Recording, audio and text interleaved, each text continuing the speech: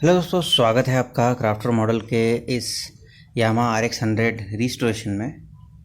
और जैसा कि हमने आपको अपनी पिछली कुछ वीडियोस में इसके अलग अलग हिस्सों को रिस्टोर करना बताया, वैसे ही आज के इस वीडियो में मैं आपको बताने वाला हूं कि देखिए, ये जब हम कहीं से भी लूज़ वर्क कराते हैं तो किस तरीके से हर जगह अननेसेसरी वेल्डिंग हो जाती है। अब देखिए, ये जो हिस्सा है ये बेसिकली इसके फुटरेस्ट का हिस्सा है। अब यहाँ पर ये इंजन माउंटिंग वाला जो एक सेक्शन है, ये दोनों जगह से वेल्डिंग कर दिया है, जबकि इसमें वेल्डिंग की बजाय इसको प्रॉपर तरीके से क्योर करना चाहिए था। जैसे ये वाला एक हिस्सा है आसानी से, एनीवे ये एक्चुअली यहाँ पे आना चाहिए। और सेम एक हिस्सा है जो कि ये इंजन माउंटिंग के साथ में ऐड होता है, यहाँ पे कुछ इस तरीके से लगेगा ये। और इसको सही करने के बजाय जो पिछली बार जब कभी किसी ने इसको ठीक किया होगा तो सीधे वेल्डिंग करती थी। अब हमें करना ये है कि इसको जो इसके दाने हैं वेल्डिंग के, सबसे पहले तो इनको साफ़ करना है।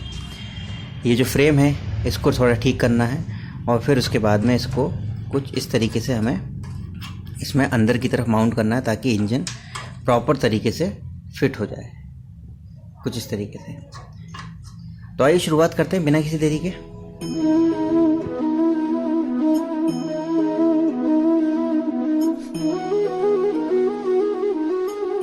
तो गाइस, हमारा जो सबसे पहला काम है वो ये है कि इसका ये जो स्टैंड की जो प्लेट है इसको पहले हम ग्राइंड करके ये जो उसके दाने हैं ये पूरे साफ़ करेंगे।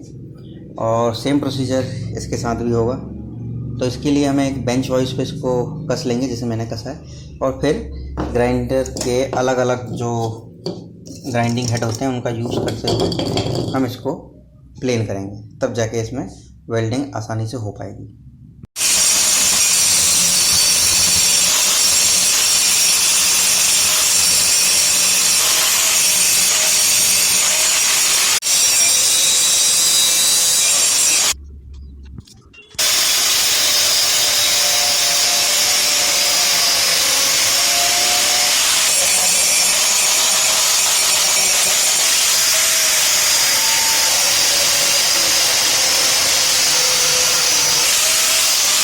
तो गाइस, थोड़ी सी ग्राइंडिंग करने के बाद में आप देख सकते हैं कि ये जो हमारा फुटरेस्ट वाला जो सेक्शन है ये लगभग पूरी तरीके से बैठ गया है।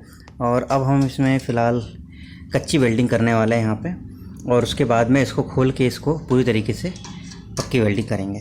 तो आइए, इसको यहाँ पर हमने इस तरीके से इसको बिल्कुल सही तरीके से बैठा लिया है, और अब हम इसमें यहाँ पर करने वाले हैं वेल्डिंग। ये देखिए,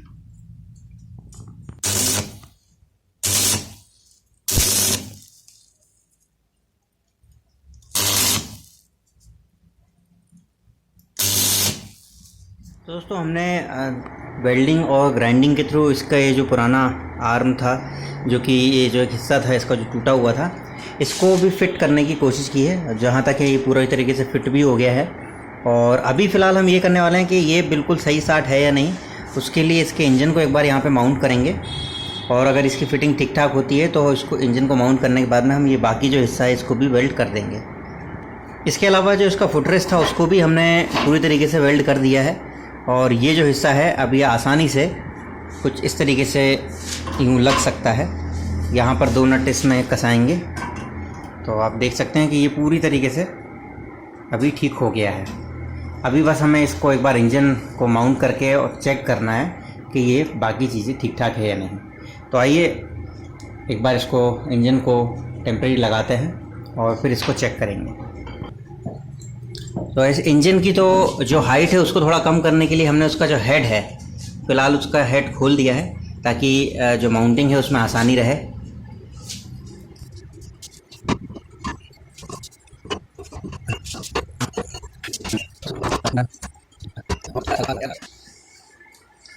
तो यहाँ पर इसकी माउंटिंग आ गई है, यहाँ पर भी ऑलमोस्ट आ गई है। बस इसमें एक शाफ्ट की ज़रूरत पड़ेगी अपने को।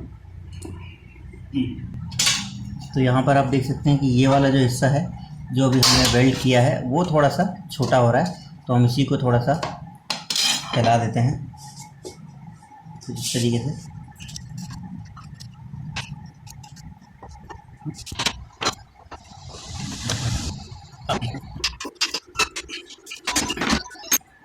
तो वैसे ये जो नीचे की जो शाफ्ट है ये भी आप देख सकते हैं कि बहुत बढ़िया और फिटिंग के साथ में ये इसमें फिट हो गई है। अभी थोड़ा सा जो गैप है इसको जब हम नट टाइट करेंगे तो ये आसानी से फिल हो जाएगा। और ये इसकी एक और शाफ्ट। अब इसको हम एक बार उल्टा कर लेते हैं और इसका फुटरेस्ट जो है इसको इसमें कस देते हैं। तो ये है गाइस इसका फुटरेस्ट, कुछ इस तरीके से लगेगा ये।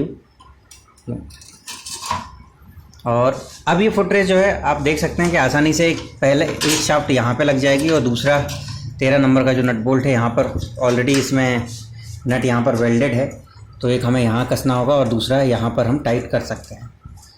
उससे ये होगा कि ये जो पूरा एक फ्रेम जो वेल्डिंग पे टिका हुआ था अब ये नट बोल्ट पे एक्चुअल पोजीशन में आ जाएगा। तो गाइस आप देख सकते हैं कि ये जैसा सिस्टमेटिक एक्चुअल फिटिंग में होना चाहिए वैसे ही हमने उसको कस दिया है।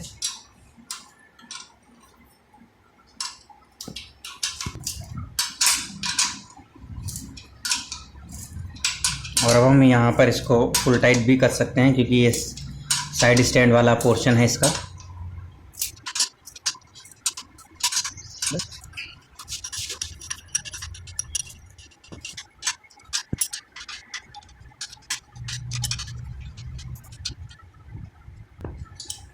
और एट द एंड हमारा जो मेन शाफ्ट है जो कि इंजन से माउंटेड है इसको भी हम कस के इस वाले पोर्शन को फ्री कर देंगे। अब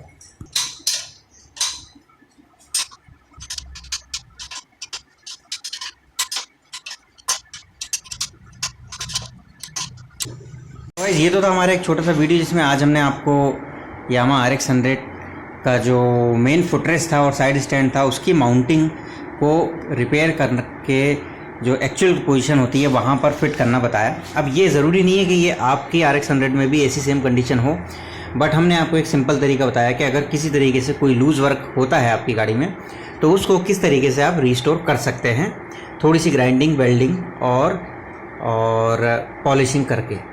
तो मैं उम्मीद करता हूँ छोटा सा वीडियो आपको पसंद आया होगा, तो बने रहिए हमारे साथ में और देखते रहिए क्राफ्ट मॉडल। मिलते हैं हम अपने अगले वीडियो में यामाहा RX 100 रिस्टोरेशन वर्क को आगे कंटिन्यू करते हुए। Thank you very much for watching us. जय हिंद, जय Bharat. For more updates subscribe to our channel, click the show links and enjoy watching the video.